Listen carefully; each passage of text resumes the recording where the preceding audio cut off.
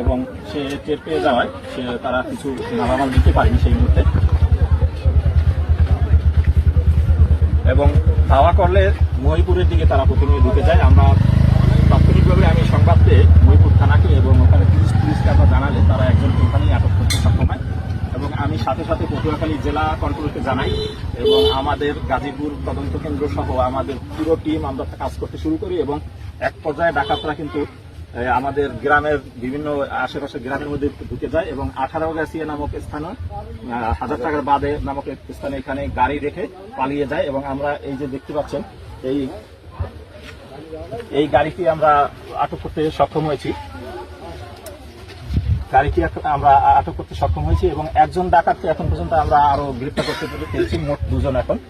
আর আরো এখন ধান ক্ষেতের মধ্যে আরো 2-1 জন থাকতে পারে, আমরা সেটা চেষ্টা করে যাচ্ছি। আমাদের পুলিশ চারদিক থেকে গ্রামবাসীর সহায়তায় চেষ্টা করে যাচ্ছি, আশা করছি তাদেরকে আটক করতে সক্ষম হব।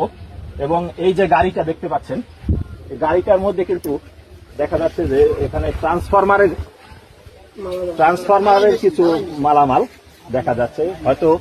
হয়তো অন্য কোনো জায়গা থেকে হয়তো এরা চুরি করে নিয়ে আসছে, এরকম হতে পারে।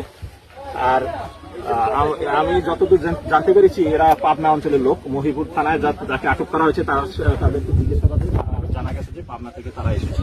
আমরা অভিযান পরিচালনা করে যাচ্ছি। আমি গ্রামবাসীকে ধন্যবাদ জানাচ্ছি, তারা আমাদেরকে সর্বাত্মক সহযোগিতা করেছে বিধায় এখন পর্যন্ত একজনকে আটক করতে পেরেছি এবং তারা আমাদের সাথে থাকবে আমরা আশা করছি।